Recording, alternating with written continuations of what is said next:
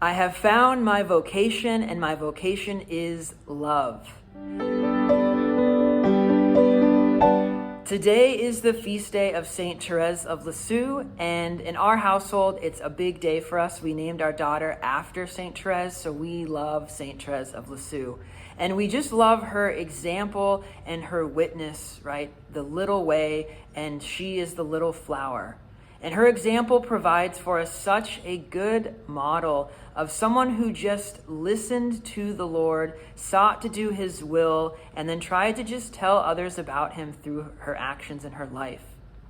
And in today's gospel, we hear Jesus offer a warning, right? He says, "Woe to those who don't listen or hear my voice." And he has sent the disciples out with his authority to go and basically preach the gospel. And he says, "Those who hear you, hear me. But those who reject you, reject me and the one who sent me." And I don't know about you, but I never want to be one that has rejected Jesus. And that's where I think the saints offer us such a beautiful witness and example of people who lived the faith here on earth. And they provide for us a model and a witness. And that's why I love Saint Therese.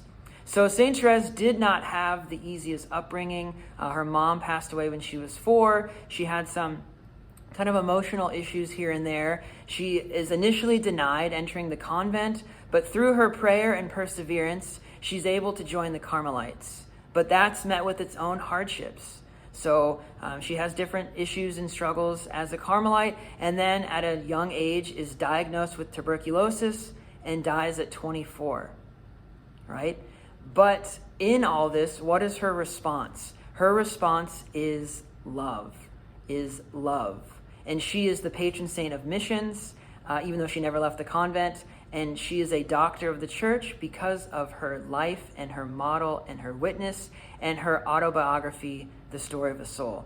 And when we hear all of this, we could be like, well, I never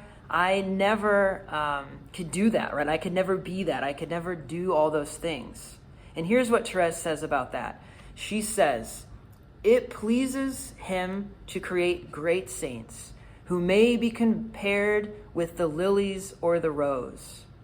But he has also created little ones who must be content to be daisies or violets, nestling at his feet to delight his eyes when he should choose to look at them.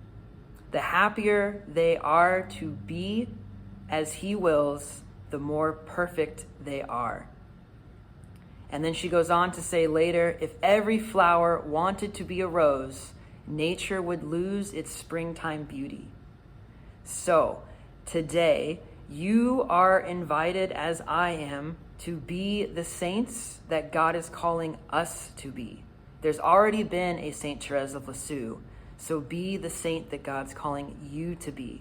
And how do we do that? With love.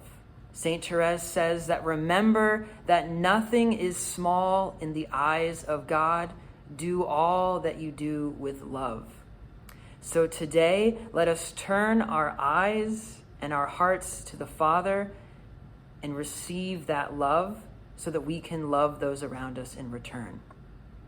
That's the invitation for us today. So remember that you, right now, where you're at, are loved by the Father.